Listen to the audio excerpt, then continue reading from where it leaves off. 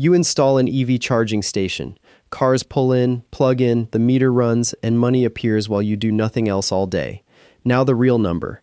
One of the most prominent charging networks in America went from a $2 billion stock market valuation in 2021 to a $169 million fire sale in 2023, then to zero.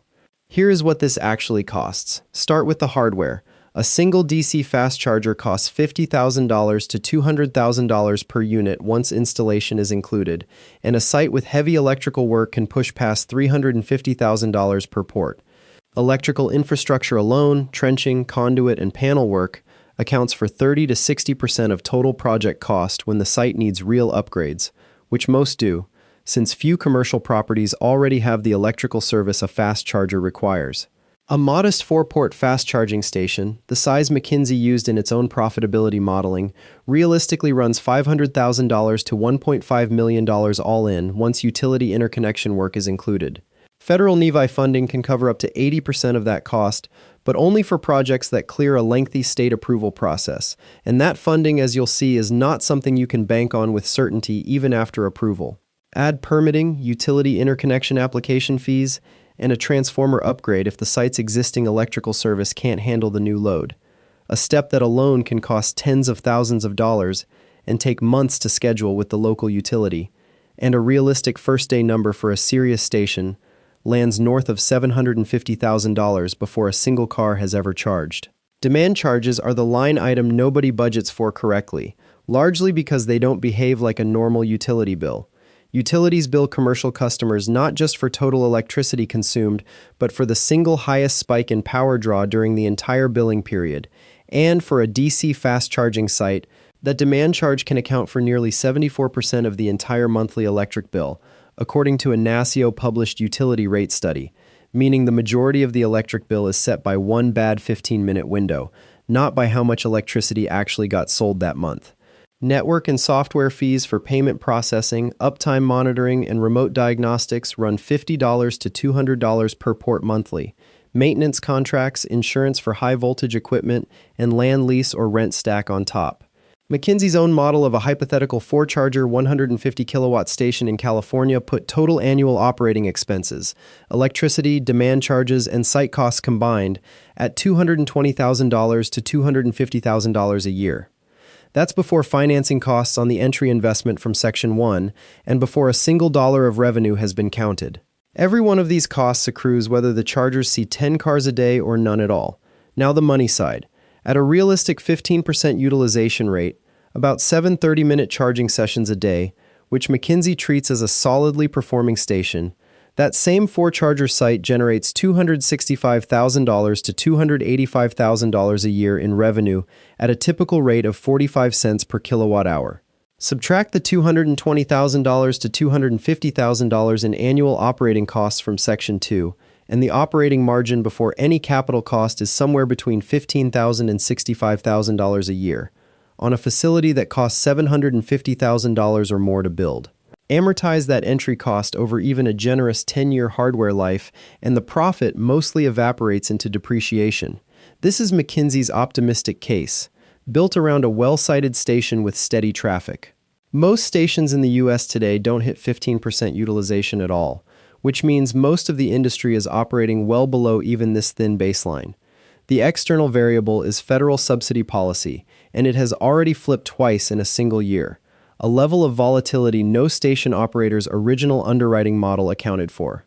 NYSE, the $5 billion federal program funding up to 80% of new fast-charging projects, had all 50 states approved and $2.4 billion allocated by late 2024, after years of state-level planning and contracting that operators reasonably treated as settled.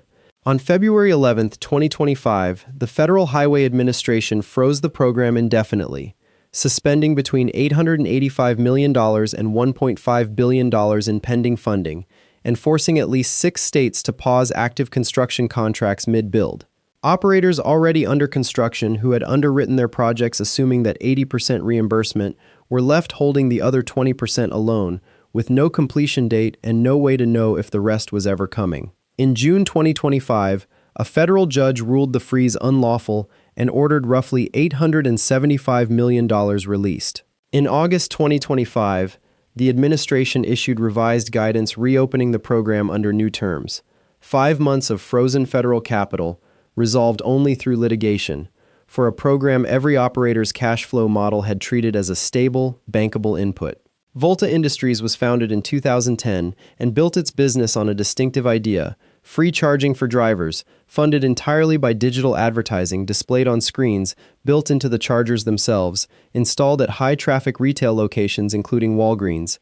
By 2021, the model had enough investor enthusiasm behind it to list on the New York Stock Exchange at a $2 billion valuation, with a footprint of more than 3,000 charge points across 31 states and a pipeline of 3,400 more in development.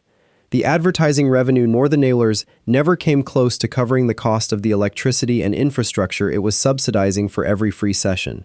By mid-2023, Volta was facing bankruptcy outright. Shell acquired the company in an all-cash deal for approximately $169 million, a roughly 92% collapse from its NYSE valuation 2 years earlier, and by industry accounts effectively a fire sale rather than a strategic acquisition.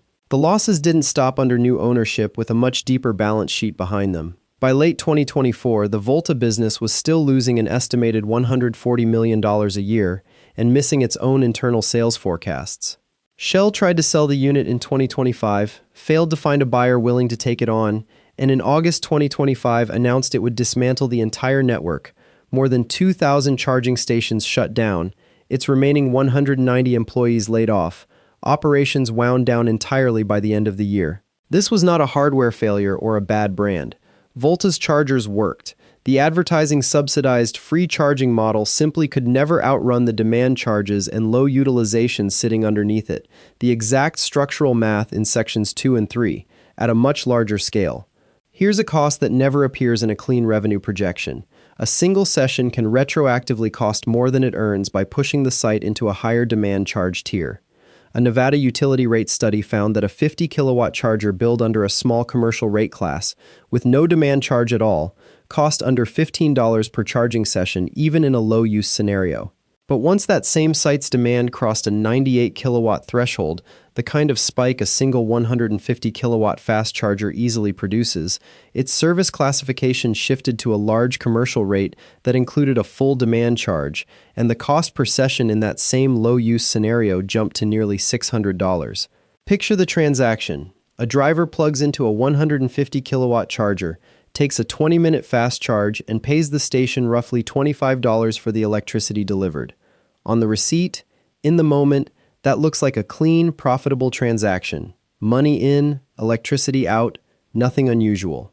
But if that single session happened to be the peak demand event for the site's entire billing month, the resulting demand charge, spread across a handful of other sessions that month, can retroactively cost the operator far more than the $25 that session brought in.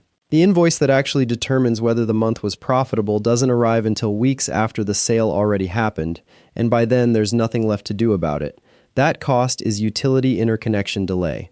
Getting a high-power fast-charging site connected to the grid, including any required substation or transformer capacity upgrade, now commonly takes 12 to 36 months, according to industry cost analyses, and that timeline has been getting longer as EV charging and data center projects compete for the same limited slots in already backlogged utility interconnection queues. During that entire window, an operator is carrying land costs, insurance, and financing on hardware that may already be purchased and sitting in a warehouse or bolted to concrete unused, with zero revenue coming in to offset any of it. The meter that's supposed to generate income is, for a year or more, purely an expense. Demand charges alone can represent anywhere from 23 to 85% of a DC fast-charging site's total operating costs depending on region and utility rate structure, a range wide enough that two nearly identical stations, built a few utility territories apart with the same equipment and the same traffic, can have completely different survival odds before either one plugs in a single car. A long enough interconnection delay, stacked onto financing costs that don't pause, can exhaust an operator's runway before the site ever generates its first dollar. Scale helps in specific ways. A larger network gets bulk pricing on hardware, more leverage to negotiate time-of-use utility rates before breaking ground, and enough capital to justify on-site battery storage systems that shave demand charges by discharging during a car's fast charge spike instead of pulling that spike straight from the grid every time. But demand charges don't pool the way hardware costs do. Every site sits on its own utility meter and its own rate class, so a 100-site network carries 100 separate demand charge exposures rather than one blended diversified one. Federal subsidy exposure scales the same way. A company with projects underwritten around NEVI funding across a dozen states had a dozen times the exposure to the February 2025 freeze that a single independent station operator did, simply by virtue of having more projects depending on the same policy decision at the same moment. At a certain size, an EV charging network stops being a hardware rollout and becomes a portfolio of hundreds of individual utility negotiations and political funding dependencies, run simultaneously. Industry-wide profitability data shows most public fast-charging stations in the U.S. still don't clear the roughly 15% utilization threshold McKinsey identifies as the profitability floor, and Volta's collapse from a $2 billion NYSE valuation to complete shutdown in under 5 years is the highest profile proof that scale and brand recognition alone don't fix the underlying math. The documented cause was never bad site selection skill or weak marketing. It was structural. Demand charges that don't track actual usage, a federal subsidy program subject to reversal by a single administration with the stroke of a pen, and utility interconnection timelines entirely outside any individual operator's control. 5 habits separate the stations still generating real profit from the ones quietly bleeding cash every month. They negotiate time of use or demand charge mitigated rate structures with their utility before breaking ground, not after the first bill arrives and the damage is already done. They pair sites with on-site battery storage to shave peak demand rather than absorbing it raw at full utility rates. They underwrite their financial model assuming subsidy money as upside, never as the base case they can't operate without if it's delayed. They select sites with verified dwell time and traffic data instead of speculative locations to actually clear the 15% utilization floor in real-world conditions. And they build the 12 to 36-month interconnection delay directly into their financing structure so debt service doesn't start before the site can earn a single dollar toward paying it back. That meter running while cars line up is sitting on top of the same math that took one of the industry's most prominent networks from a $2 billion valuation to a $169 million fire sale to a complete shutdown in under 5 years, with 2,000 stations dismantled and every employee let go. The real invoice in this business doesn't come from the driver paying at the charger. It comes from the utility company weeks later, in a demand charge line most owners never fully understand until it's already too late. And it's the one number that actually decides whether the month was profitable. Subscribe for the next breakdown in this series.